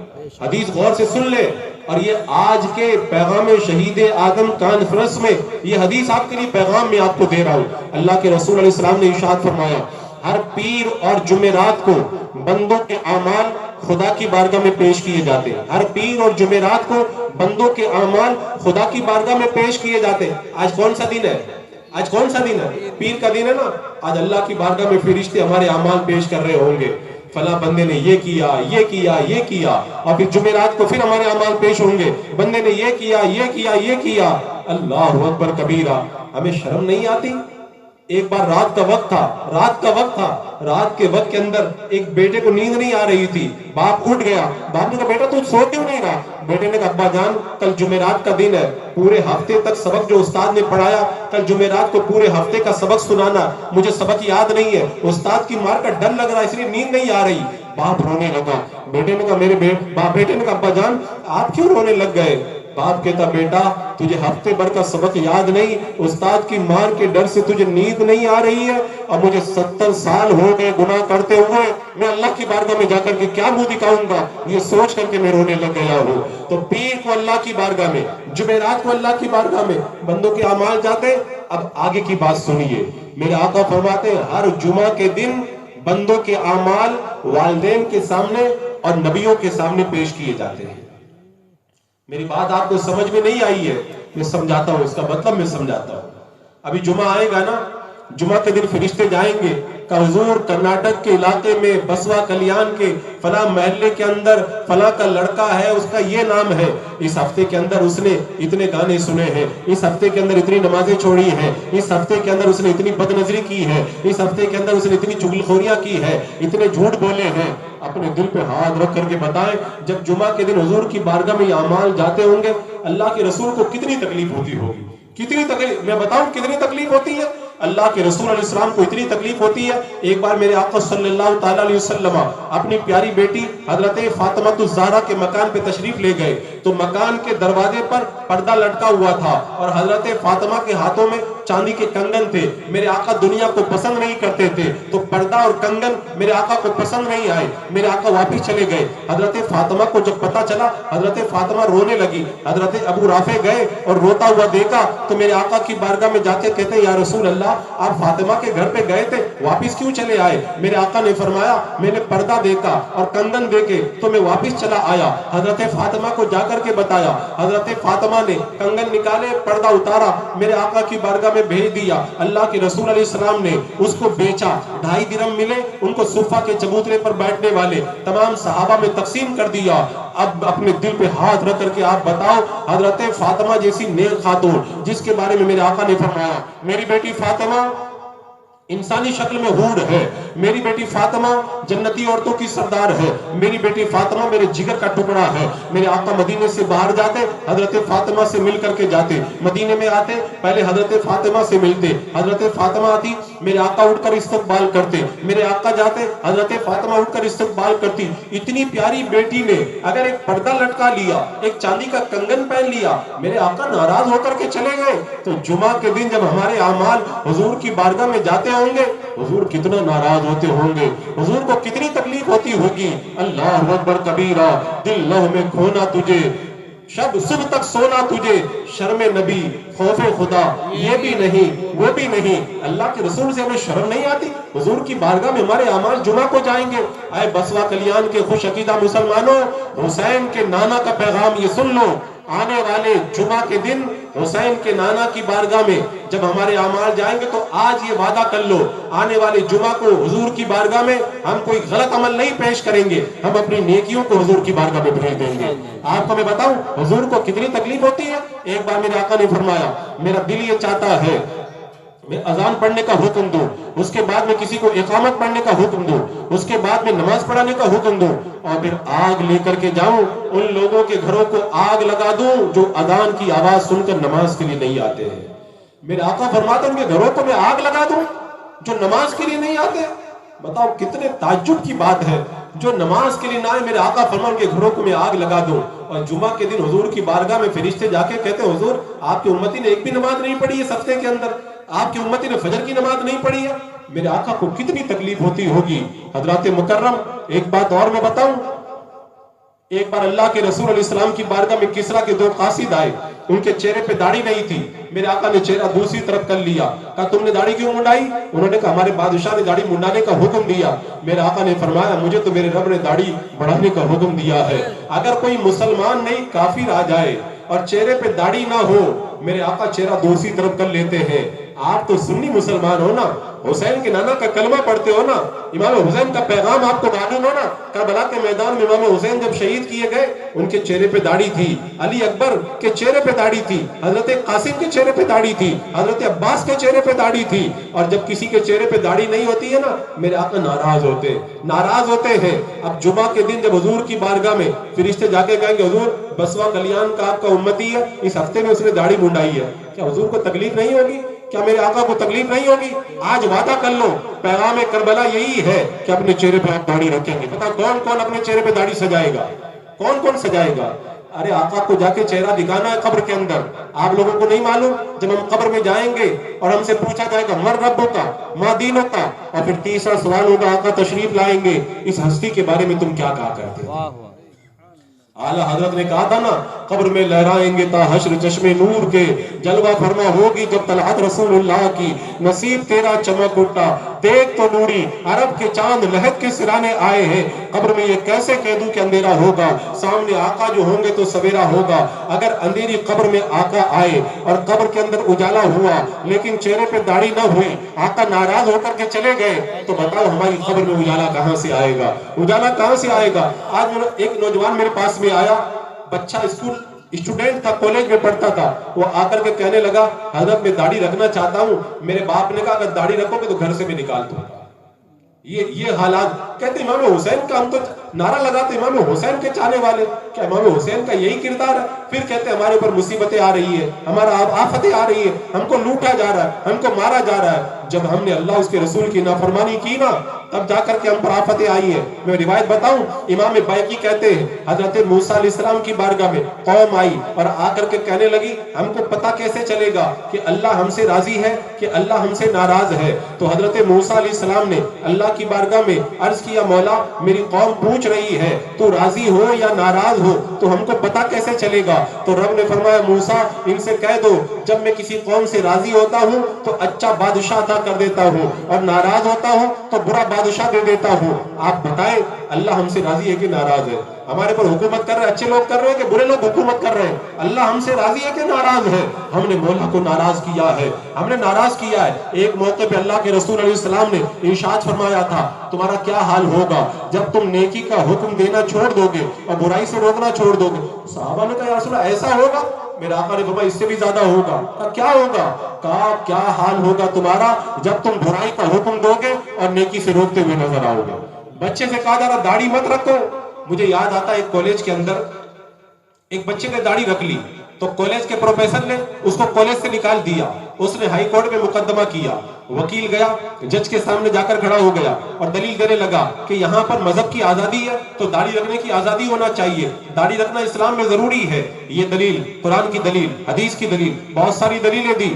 جج نے ساری دلیلیں سن لی, آخر کے اندر قلم اٹھایا اور فیصلہ سنایا, اے وکیل میں نے تیری دلیلیں سنی, میرا فیصلہ یہ ہے کہ اسلام کے اندر داڑھی رکھنا ضروری نہیں ہے, اس لیے کہ اگر اسلام کے اندر داڑھی رکھنا ضروری ہوتا تو اے وکیل تو بھی مسلمان ہے, تیرے چہرے پر بھی داڑھی ہوتی, تیرے چہرے پہ داڑھی نہیں ہے, اس کا مطلب یہ ہوا کہ اسلام کے اندر داڑھی رکھنا ضروری نہیں ہے. ہم دلیلیں دے کر لوگوں کو سمجھا رہے, ہمارا کردار جب تک صحیح نہیں ہوگا ہم نہیں سمجھا پائیں گے. آج ہم وقت بچانا چاہ رہے, آج ہم اسلام کی قانون بچانا چاہ رہے, جب خود ہی ہم نماز نہیں پڑھ رہے تو مسجد کیسے بچائیں گے, وقت کیسے بچائیں گے؟ جب ہمارا کردار صحیح ہوگا تب جا کر کے ہماری زندگیوں کے اندر انقلاب پیدا ہوگا. ابھی عید میلاد النبی کا موسم آئے گا نا, نوجوان معلوم ہے کیا کریں گے؟ نوجوان ایک جھنڈا ہاتھ میں لیں گے اور اللہ کے رسول کی نالین کا نقشہ یہاں دل پہ لگائیں گے اور یا رسول اللہ لبیک کا نعرہ لگاتے ہوئے نکلیں گے. میں کہتا ہوں سبحان اللہ, نعرہ بھی لگاؤ, نالین کا نقشہ بھی لگاؤ, لیکن میں نوجوان سے پوچھتا ہوں, نوجوان بتا تو نے اپنے دل پہ نالین کا نقشہ کیوں لگایا ہے؟ نوجوان کہتا ہے حضور نے جس نالین کو اپنے قدموں میں پہنا تھا اس کا نقشہ مل جائے تو دل پہ لگانے میں مزہ آتا ہے, اللہ کے رسول کو خوش کرتا ہوں. میں کہتا ہوں جو نالین میرے آقا نے قدموں میں پہن لی اگر اس کا نقشہ مل جائے تو دل پہ لگاتے ہو, اور جو داڑھی میرے آقا نے اپنے چہرے پہ سجا لی اس کو کاٹ کر کے گندی نالی میں بہا دیتے ہو. افسوس کی بات نہیں ہے. پھر کہتے ہیں ہم لوگ امام حسین کے کربلا کا پیغام لینے کے لیے آئے. پیغام کربلا یہی ہے, امام حسین نے کہا جب میں شہید ہوا تو میرا چہرہ تم نے تاریخ میں پڑھا ہوگا, میرے چہرے پہ داڑھی تھی, اگر تم حسینی ہو تو تمہارے چہرے پہ بھی داڑھی ہونا چاہیے. کون کون چہرے پہ داڑھی سجائے گا؟ وعدہ کرے کون کون حسینی ہے چہرے پہ داڑھی سجائیں گے؟ انشاءاللہ اگر آپ نے چہرے پہ داڑھی سجا لی نا, جنہوں نے جلسہ کیا ہے نا ان کی محنت وصول ہو جائے گی, ان کی محنت کامیاب ہو جائے گی. حضور مفتی اعظم ہند رحمۃ اللہ تعالی علیہ سے پوچھا گیا حضور داڑھی منڈانے کا کیا گناہ ہے؟ فرمایا مسجد کو گھرا دینا اور داڑھی کو منڈا دینا دونوں برابر ہے. آپ کہیں گے کیسے؟ حضور مفتی اعظم سے پوچھا گیا کیسے؟ آپ نے فرمایا جس علاقے میں مسجد ہوتی ہے تو اس بات کی نشانی ہوتی ہے یہاں پہ مسلمان ہے, جہاں پہ مسجد نہیں ہوتی تو پتہ چلتا ہے یہاں پہ مسلمان نہیں ہے, تو مسجد یہ اسلام کی نشانی ہے. ایسے ہی چہرے پہ داڑھی ہوتی ہے تو پتہ چلتا ہے یہ مسلمان ہے, اور داڑھی نہ ہو تو اسلام کا پتہ نہیں چلتا. تو جس طرح اگر کوئی مسجد علاقے میں نہ ہو تو اسلام کی نشانی نہیں ہوتی ہے, اسی طرح اگر چہرے پہ کوئی داڑھی منڈا دے تو مسلمان کی نشانی ختم ہو جاتی ہے. اس لیے میں کہتا ہوں کہ مسجد کو گرانا اور چہرے سے داڑھی منڈانا دونوں برابر برابر ہے. آج مسجد پہ کوئی حملہ کر دے تو ہم شور مچاتے ہیں, اور اللہ کے رسول کی سنت کو چہرے سے مونڈ کے گندی نالی میں باندھے اور ہم پر کوئی فرق نہیں پڑتا. میں تقریر کر رہا ہوں, جملہ بڑا تھوڑا کڑوا ہے لیکن سچا ہے.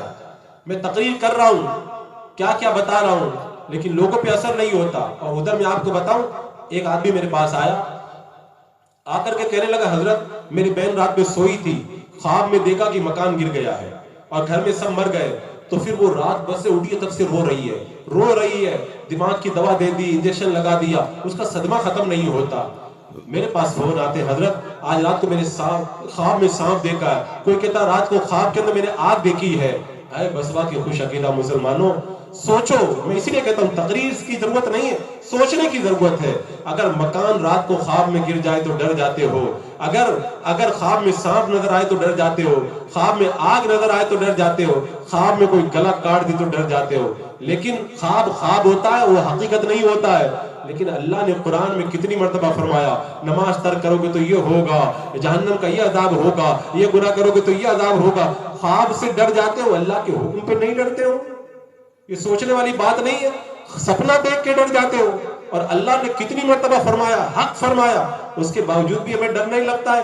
اگر کوئی پولیس والا دھمکی دے تو ڈر جاتے ہیں, اور اللہ کا حکم سن کر کے ہمیں ڈر نہیں لگتا ہے. اگر ہم راستے میں نکل جائے اور سگنل لگا ہو, ہم سگنل نہیں توڑتے, ٹریفک پولیس والا پکڑ لے گا, لیکن اللہ نے جگہ جگہ میں فرمایا یہ مت کرو, یہ مت کرو. ہمیں اللہ کا ڈر بھی نہیں لگتا, ہم گناہ پہ گناہ کرتے ہوئے نظر آتے ہیں. حضرات مکرم, آج موقع ہے پیغام شہید اعظم کانفرنس کے اندر اپنی زندگی کو بدلنے کا, مزاج پیدا کر لو. میں حدیث پاک سنانے لگا ہوں. حضرت ابو بکر شبلی رحمت اللہ تعالی علیہ فرماتے ہیں میں 400 علماء کرام کی بارگاہ میں گیا, ان سے میں نے 4000 حدیثوں کا علم حاصل کیا. ان 4000 حدیثوں میں سے میں نے ایک حدیث کو لے لیا، اگر اس ایک حدیث پہ عمل کر لیا جائے تو انسان کی دنیا بھی کامیاب ہو جائے، آخرت بھی کامیاب ہو جائے۔ وہ حدیث میں آپ کو سنانے لگا ہوں، اس حدیث کو یہاں سے اٹھ کے جاؤ تو اپنے دماغ میں تازہ کرنا، انشاءاللہ زندگی بدلے گی۔ حضرت شیخ شبلی فرماتے ہیں 400 علماء نے 400 حدیثیں بتائی، ان 4000 حدیثوں میں سے ایک حدیث یہ ہے، اللہ کے رسول ارشاد فرماتے جتنا دنیا میں رہنا ہے اتنا دنیا کے لیے کرو، اور جتنا آخرت میں رہنا ہے اتنا آخرت کے لیے کرو۔ مجھے آپ بتائیں دنیا میں کتنے دن رہنا ہے؟ 10 سال، 20 سال، 50 سال، 60 سال، 100 سال؟ اللہ کے رسول نے ارشاد فرمایا میری امت کی عمریں 60 اور 70 کے درمیان ہوں گی، کم لوگ ہوں گے جو آگے بڑھ کر کے جائیں گے۔ بتاؤ 70 سال کی زندگی کے لیے ہم کیا کیا کر رہے ہیں؟ نائٹ ڈیوٹی بھی کر رہے ہیں، دن بھر ڈیوٹی کر رہے ہیں، یہ بھی محنت کر رہے ہیں، وہ بھی محنت کر رہے ہیں، دوڑ لگی ہوئی ہے 70 سال کے فیوچر کے لیے، رات دن محنت کر رہے ہیں۔ میرے آقا نے فرمایا جتنا دنیا میں رہنا ہے اتنا دنیا کے لیے کرو، اور جتنا آخرت میں رہنا ہے اتنا آخرت کے لیے کرو۔ آخرت میں کتنا رہنا ہے میں بتاؤں؟ آخرت کا جو پہلا دن ہوگا وہ قیامت کا دن ہوگا، اور قیامت کا ایک دن 50,000 سال کا ہوگا، یعنی قیامت کا ایک دن ہی 50,000 سال کا ہے۔ تو آخرت کی عمر کتنی ہے؟ کروڑوں کروڑوں کروڑوں اربوں خربوں سال ہے۔ اب بتائیں جو 70 سال کی زندگی ہے اس کے لیے آپ نے کیا کیا کیا، اور کروڑوں سال کی زندگی کے لیے کچھ نہیں کیا۔ لوگ کہتے ہیں اپنے بچے کے لیے یہ کر دوں وہ کر دوں، کوئی کام نہیں آئے گا، کوئی نہیں کام آئے گا۔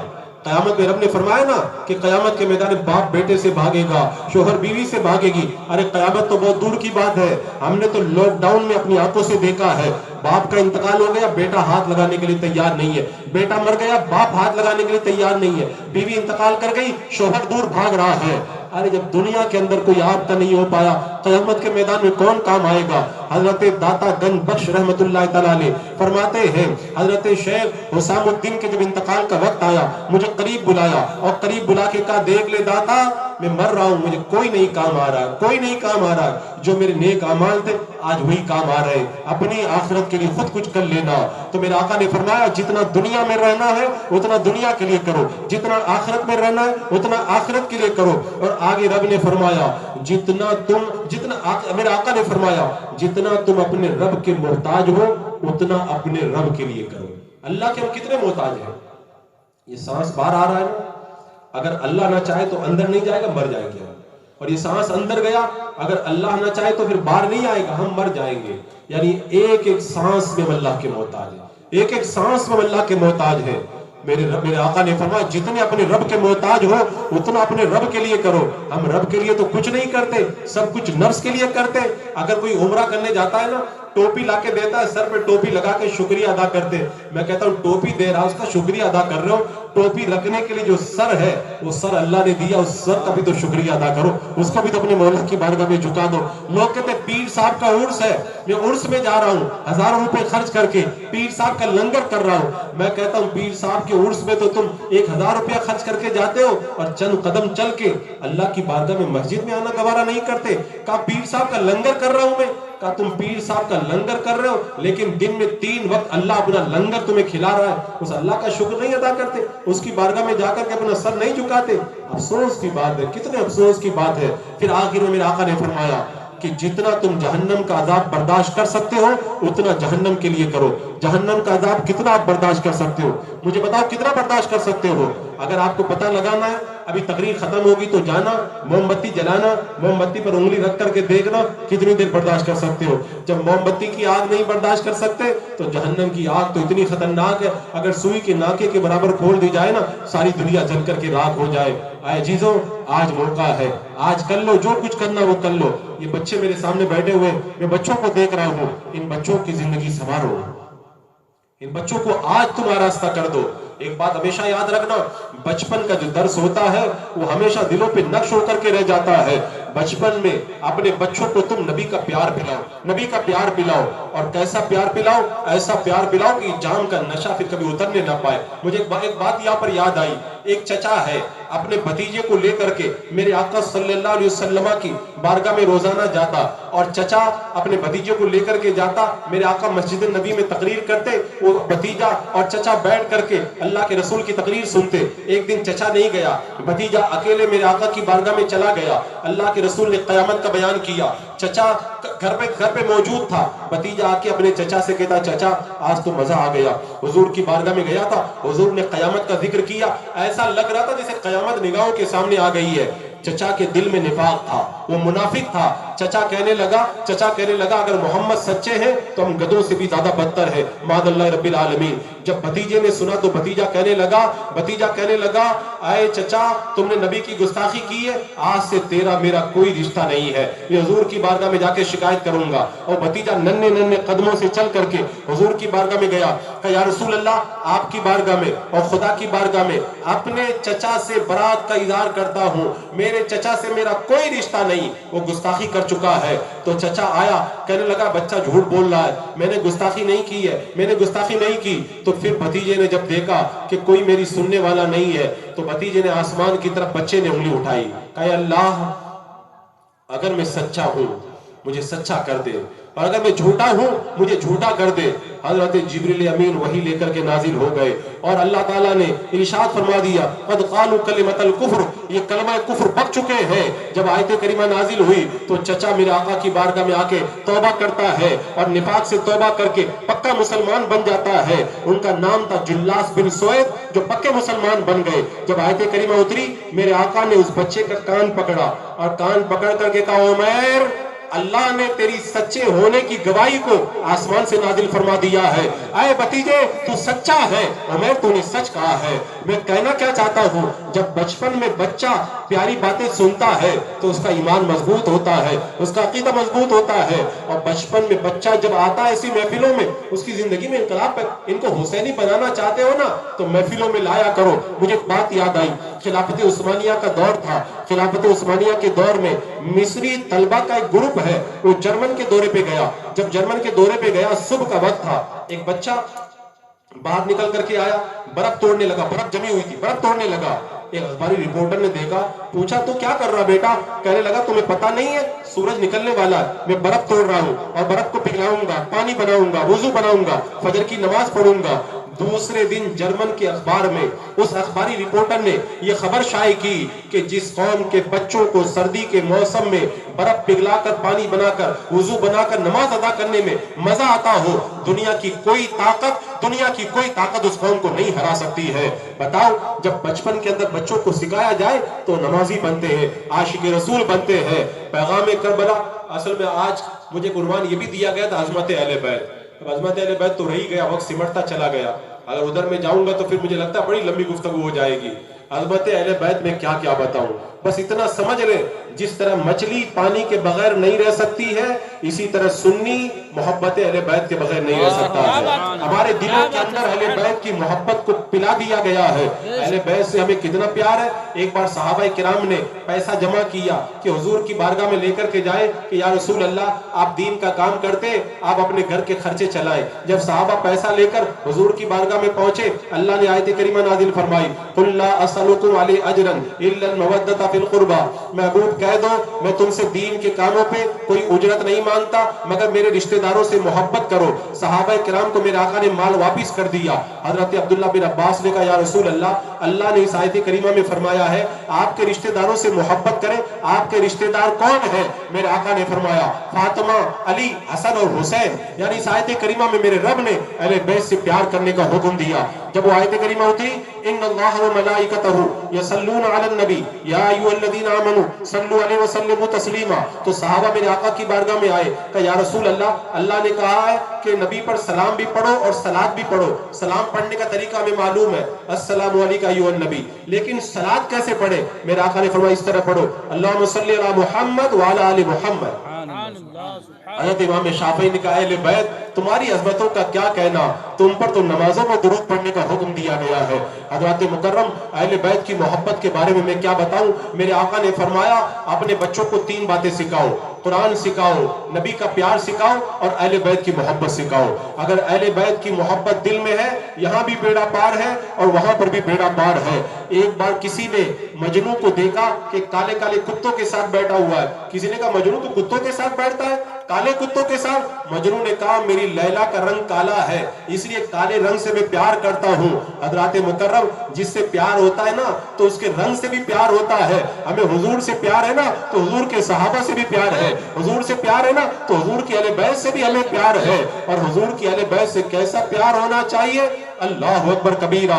میں نے حضور تاج الشریعہ کے بارے میں دیکھا ہے، وصال سے ایک دن پہلے جب ہاسپٹل میں حضور تاج الشریعہ سے ملاقات کے لیے میں گیا تو مجھے وہاں پہ کسی نے بتایا ابھی ایک دن پہلے بمبئی سے ایک سید صاحب کا فون آیا تھا، حضور تاج الشریعہ کے وصال کو 2-3 دن باقی ہے، بہت کمزوری ہے، پاؤں بھی نہیں ہلا پا رہے ہیں۔ سید صاحب کا فون آیا بمبئی سے، جب آل رسول کا، اہل بیت کے مہکتے ہوئے بو پھول کا جب فون آیا، حضور تاج الشریعہ نے فرمایا فون میرے ہاتھ میں مت دینا، پہلے میرے پاؤں کو اکٹھا کر دو۔ پاؤں کو اکٹھا کر دیا۔ آپ کو مسئلہ معلوم ہے نا، جب رات کو بستر پہ کوئی سو جائے، پاؤں لمبے کرے تو قرآن کی تلاوت نہیں کرنا چاہیے، پہلے پاؤں کو اکٹھا کر لینا چاہیے پھر قرآن پڑھنا چاہیے۔ پاؤں پھیلا کے قرآن پڑھنا قرآن کے ادب کے خلاف ہے۔ حضور تاج الشریعہ نے بتا دیا ہم قرآن کا بھی ادب کرتے ہیں، اہل بیت کا بھی ادب کرتے ہیں۔ کہا میرے پاؤں سمیٹ دو، جب پاؤں سمیٹ دیے تب کہا فون میرے کان پہ لا کر کے لگاؤ۔ حضور تاج الشریعہ نے بتا دیا کہ اگر آل رسول سامنے موجود نہیں ہے، ہزاروں کلومیٹر دور ہے، تب بھی اس پہ اگر فون پہ بات کی جائے گی تو پاؤں پھیلا کے نہیں، پاؤں کو اکٹھا کر کے بات کی جائے گی۔ یہ اہل بیت کی شان ہوا کرتی ہے۔ اہل بیت کی شان پہ جب میں بولنے لگتا ہوں تو پھر گھڑی کا ٹائم دیکھنے کا مجھے موقع نہیں ملتا۔ اگر میں اس کے بارے میں اگر بات شروع کر دوں گا تو میری ٹرین بھی چھوٹ جائے گی لگتا ہے۔ وقت چونکہ کافی سمٹ چکا ہے، میں کربلا والوں کا آخری پیغام دے دوں۔ آپ لوگ نیک بننا چاہتے ہیں؟ حسینی بننا چاہتے ہیں؟ کون کون بننا چاہتا ہے؟ میں آپ کو وظیفہ بتاتا ہوں، ہاتھ نیچے کر، میں آپ کو وظیفہ بتاتا ہوں، 5 منٹ کا وظیفہ بتاتا ہوں۔ یہ 5 منٹ کا وظیفہ، یہ پیغام کربلا سمجھ لیں، پیغام شہید اعظم سمجھ لیں۔ یہ 5 منٹ کا وظیفہ آپ یاد کر لیں، آپ کو تقریر کی ضرورت نہیں پڑے گی، آپ خود بخود نیک بن جائیں گے۔ یہ وظیفہ کب کرنا ہے؟ رات کو جب سونے کے لیے بستر پہ جائیں، بستر پہ لیٹ جائیں، آنکھیں بند کر لیں، پڑھنا کچھ نہیں ہے، آنکھیں بند کر لیں، اور اس کے بعد میں 5 منٹ تک غور کریں آج پورے دن میں کتنی دیر تک میں نے اللہ کو راضی کیا اور کتنی دیر تک اللہ کو ناراض کیا۔ آپ کو کوئی فائدہ کیا ہوگا؟ حضرت عمر کہتے ہیں حاسبو قبل ان تحاسبو، قیامت کے حساب سے پہلے خود حساب کر لو۔ فائدہ کیا ہوگا؟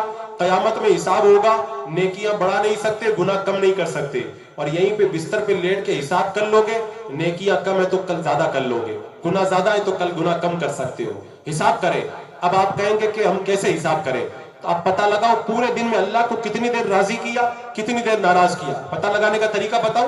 پتہ لگانے کا طریقہ یہ علامت عراض اللہ یعنی العبد اشتغال بما لا یعنی، بندے کا فضول کاموں میں لگ جانا اس بات کی پہچان ہے اللہ اس سے ناراض ہے۔ آپ دن کے اندر موبائل میں فالتو چیز دیکھ رہے تھے، اللہ کو ناراض کیا، گانا سن رہے تھے، اللہ کو ناراض کیا، جھوٹ بولا، اللہ کو ناراض کیا، ماں باپ کو ستایا، اللہ کو ناراض کیا، داڑھی مونڈی، اللہ کو ناراض کیا، آپ نے نماز چھوڑی، اللہ کو ناراض کیا، آپ نے پورا حساب لگا لیا۔ پھر اذا اراد اللہ بعبد خیرا استعملہ، اللہ جب کسی بندے سے بھلائی کا ارادہ کرتا ہے اس کو نیک کام کی توفیق دے دیتا ہے۔ نماز پڑھنے گئے، اللہ آپ سے راضی رہا، آپ نے نیکی کی دعوت دی، اللہ راضی ہوا، آپ نے قرآن کی تلاوت کی، تسبیح پڑھی، اللہ راضی ہوا۔ آپ حساب لگائیں، 8 گھنٹہ اللہ کو میں نے ناراض کیا اور 3 گھنٹہ اللہ کو راضی کیا۔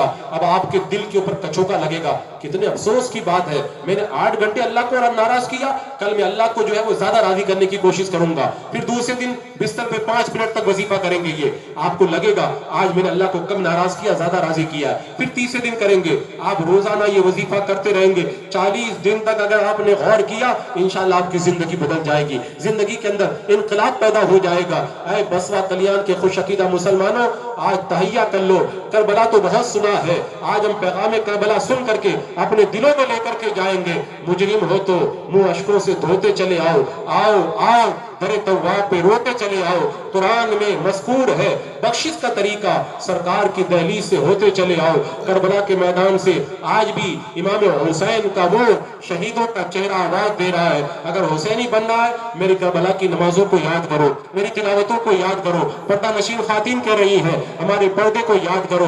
آپ نیک بنے, نیک بن کر زندگی گزارے, انشاءاللہ یہاں بھی کامیابی ہے, وہاں بھی کامیابی ہے. ورنہ جلسے تو روز سنتے, پروگرام روز ہوتے ہیں, اگر آپ نہیں بدلتے تو کوئی مطلب نہیں ہے. اگر بدل جائیں تو انشاءاللہ میرا آنا بھی کامیاب اور آپ کا آنا, جلسے کو سجانا بھی کامیاب. اللہ رب قدیر ہمیں سچا حسینی بننے کی توفیق عطا فرمائے. استغفر اللہ ربی من کل ذنب و کے لیے اتوب فائدہ الیہ. مند رہی ہے السلام تو علیکم ہمیں ورحمۃ اللہ. سپورٹ کرنے کے لیے ہمارے چینل کو ابھی سے سبسکرائب کر لیں اور بیل کے آئیکن پر لازمی سے کلک کر لیں.